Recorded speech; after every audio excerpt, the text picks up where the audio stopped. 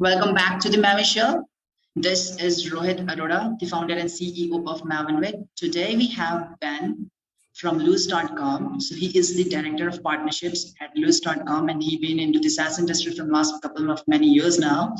And so he will be sharing a bunch of insights into the e-commerce, how e-commerce is changing, and how e-commerce will be going to be the next in the upcoming century or decade, I guess. So thank you so much, Ben, for getting into the show, and we would love to have you in. Yeah, absolutely. It's good to be here. Rohit, as you mentioned, I'm the director of partnerships at Lose. Prior to being here, I worked at a different SaaS company that was focused on local SMBs called Podium, where I was the director of partnerships, but happy to be in the e-commerce world now and looking forward to talking about e-com today. I am honestly pretty much excited to learn more about e-commerce, to get more dive into the e-commerce as well. Yeah, it's good to have you in and sharing some insights and all. Yep, awesome. I will be having like bunch of questions, so let's just go with a quick one first. Like, how e-commerce is changing the world at this time? Like, how e-commerce is like going on? Yeah, I think we're all pretty well aware that e-commerce is growing at a pretty rapid rate. The way that it's changing the world, though, is I think about how shopping has changed over time. And to go find something that you wanted, you'd have to drive to different stores or walk to different stores, and you're limited to what's in that store. Whereas now the benefit of e-commerce is I can go to Google and search, new bed sheets, and I'm going to have 1,000 different options online, which gives me as a consumer the ability to find what I need in one place without having to leave my home. Not only that, but also brings greater competition, which can bring lower prices for consumers as well. But I think a big change happened back in 2020 with COVID. Obviously, lockdown happened worldwide, so you couldn't necessarily go to a store to make purchases. Whereas e-com or buying something online became the main way that you got your necessities and also the things that you wanted. So whether it's Amazon.com or a separate e-com store or Target.com, whatever it may be, it's now much easier for a consumer to buy and find what they need. And that convenience that we got used to over the pandemic is not going anywhere. It was already a trend in the past, but I think that really just accelerated. So I found a stat recently that says half of consumers are now shopping more on mobile than in store. And that is only going to continue to increase. So e-com is already a big part of the economy and will continue to do so in the past. So what do you think, like, what will be the future of e-commerce now? Like, say it's like 2022, so it will be the upcoming century, like 2032, or probably like in like how it will, like how the future looks like with e-commerce, Yeah, I don't have a crystal ball or anything, but I will say I will expect to see more sites like Amazon.com where you're bringing a bunch of different merchants into the same place. So that way it just kind of takes away more of the pain, because it can still be a pain to go online and try and find the right shop. Obviously, there's a ton at our disposal, but shops like Amazon kind of give us the ability to find products with reviews and help us decide that way. So I see more sites like that. And I do see greater competition. So for e-com store owners, that's something to keep in mind, that with this boom in e-com means more e-com stores and more competition. So there's some good and some bad that comes with that. Awesome. So like how you guys work into the e-commerce? Like, I know like you went into Lose.com from a couple many months now, and like how you guys help with e-commerce companies, e-commerce brands running into the like industry, like how you guys working? Yeah, absolutely. So we do three main things. So one is competitive data, which I would say is the biggest part of our product. And the other two are attribution insights and retargeting. And that's done through a pixel on the customer's website. So the competitive data piece, this is huge, especially whenever you think about e-com stores that are in fashion, apparel, accessories. There's a lot of competition in that world, and the trends change very, very rapidly. So part of the difficulties that these companies have are deciding which products to launch, where to get into, where not to get into. So our product can provide, for example, say I'm a new customer coming on to Lose. I have 10, maybe 20 competitors that I have in mind. I can actually track those competitors, benchmark my revenue against them, so I can see, if I had a really great day, is it just me or did everybody have a really great day, or vice versa, right? If I had a really bad day, is it just me or is it just the space in general? And then whenever I'm thinking about products, say, I mainly focus on t-shirts, but I'm thinking about getting into shorts, right? It's tough to figure out what type of short to get out there, what type of colors to do, what type of sizes to do. And a lot of times I've talked to a lot of e-com stores and apparel, especially, where a lot of it's just based on gut feeling, right? And the risk that you run with that is spending a lot of money to build a product and put a product out there that flops and you end up losing money on it. So with our product, they can go about, look at their competitors, search a topic like shorts, and be able to see best-selling products out there, be able to see which colors are selling best, which sizes are selling best, and make a decision based on real data, right? Like knowing is better. Knowing is better than gut feeling. So that way you can make sure when you do launch a product, it is going to be profitable. And then on top of that, the attribution insights, that's all about being able to see where your traffic is coming from on your website.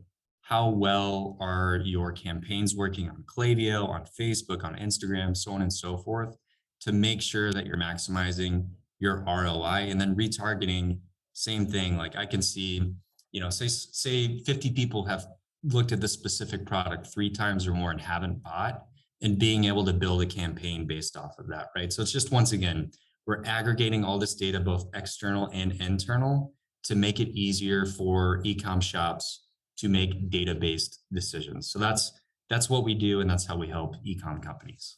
Clothing, sunglasses, watches, those types of things, those are definitely the bulk of our customer base. We also do work with some fintechs, and then really anything sold online, right? Like we typically work with e-com companies who are doing more than 5 million a year in revenue. That's whenever the price point makes sense. That's whenever you can really start using this data in tandem with a marketing agency to get the most out of it. So that's kind of our ICP, our ideal customer profile. So I'll give, since I kind of went into depth on what the product does, I'll just kind of show a high level overview of what it looks like from a user standpoint. This is a demo account, but this is going to show where all your competitors are. And it's going to show high level revenue information. The competitor tracking piece, this main page right here just gives you a high level overview, once again, of revenue changes over time. But the real meat of the product is in here. So if I go to Skims, for example, I can see their revenue, unit volume, average product price. I can see their top products, top marketing events, top product groups, sales over time. And then getting into the products themselves, I can search by keyword, see the total product count, the total variant count, see which products are gaining traction, right? So, if I'm interested in getting into tank tops, right, I could actually keep an eye on this product. Is it doing well? Is it not? Should I get into this? Should I not? If I click on view, I'll be able to see how it's presented to the client. And then on explore, here's where I was talking about colors like variants, right? This is going to give me a lot of information on which colors are selling the best, which sizes are selling the best. You can see they're extra small, has a total of about 10,000. Whereas if you look at, like, for example, this small has $98,000 in revenue. So this is one of their top selling variants, right? So this is going to give me an idea whenever I'm launching products. I can look at my competitors and see which variants are doing best. So I make a good decision whenever I jump into that market. And then going back on here, another cool thing I like to see is just insights on this revenue. I can actually see marketing events overlaid by revenue. So if I see this big jump right here, maybe I want to look at some of their social media that came out a couple days before then. I can scroll back here and click in on these Instagram posts and actually see what they were posting that day. So it just gives me better insight into these big jumps in revenue. I can also export this data, and then on attribution, I'm able to see where my revenue is coming from. Is it paid ads? Is it email? Is it organic? Is it social? So on and so forth. And then jump in specifically to campaigns on my paid ads to see ROAS. And then same with email and SMS, right? And then final thing, this retargeting piece right here, I think this is a brand new product. I think this thing is going to be a game changer because I can jump in here, see available segments. And on this page, I'm going to be able to see, for example, 6,151 of my customers have viewed this product 3 or more times and have not bought, and an additional 5,000 customers in the Lose database have viewed this. So if I wanted to hit all of these 11,000 customers, I could create a Facebook campaign and target it directly toward those people. And if I do a Klaviyo, it's just going to hit the 6,000 who have actually bought from me because I have permission to email them. But this is really data driven marketing right here. Obviously, like where a marketing agency comes in right here, like Mavenwit, is I can see this data right here and I can target something, but I need to make sure that I'm taking advantage of that opportunity and creating a campaign that is really going to work, right? So using this in tandem with Mavenwit can be a huge hit and a huge revenue driver for an e-com business. So I would say one thing is, like we talked about, there is going to be, and there already is, increased competition in the e-com space. So having a tool like this to make data-driven decisions could be the difference between your e-com store thriving in the future versus flopping in the future. If you're just making decisions based on gut feeling, there's a lot of risk in that. And having this type of data takes the risk out of product launches and out of marketing decisions. Fast changing trends in apparel, in accessories specifically. This is going to allow you to get more insight into the market to see what's going to work well.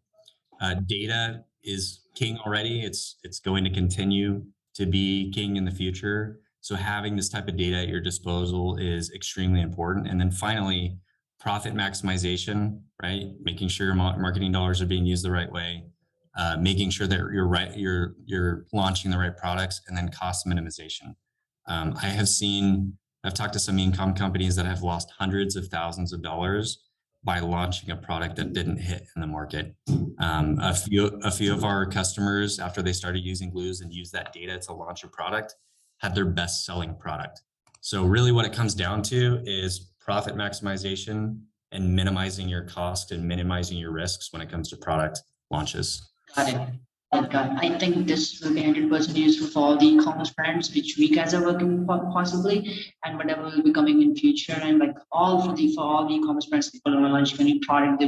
Because in the product industry, I guess it is something that we should be having, like new launches coming in every next quarter, every after 6 months, or every once in a year advice. And it's important, like, to retain the customer to get the ball going, So yeah, that's the sweet point. Yeah, awesome. I would just add there, Rohit, like that's why this is so important. But the importance of using a marketing agency with this tool, I can't overstate that enough, because this data is really nice.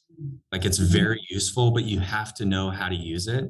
And that's where Mavenwit comes in, because of the expertise, the experience that you guys have, being able to use this data for your customers and turn it into action is where the difference is made. So yeah, I totally agree with what you said, and really hope that helps kind of illustrate the importance of using this in tandem with the knowledge that you guys bring. Awesome.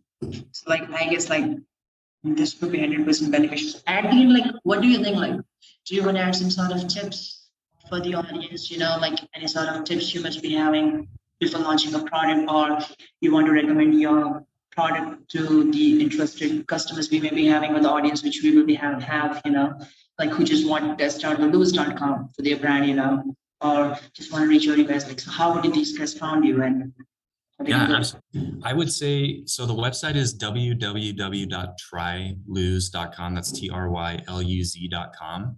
I think another great way to get in touch with me too, Rohit, is just by reaching out to you, right? And then, because you and I have a constant stream of communication, so that's another good way. And then I would say, like, for your customers, we do offer a 20% discount for their first 12 months. So just roll in over there and test it out, just for free of free trial, probably like this, like a quick demo, or get in touch with us, and we will be having a quick switch to keep the roll balls. Awesome, man. That's all I guess from my side today, and it was awesome to talk to you. I think we guys get a bunch of insights within just with 10-20 minutes, I guess, and these insights will probably help the audience as well. So yeah, and that's all from my side today, and thank you so much for being on the show.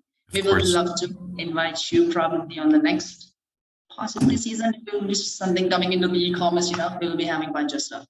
Awesome. Love to. Thank you.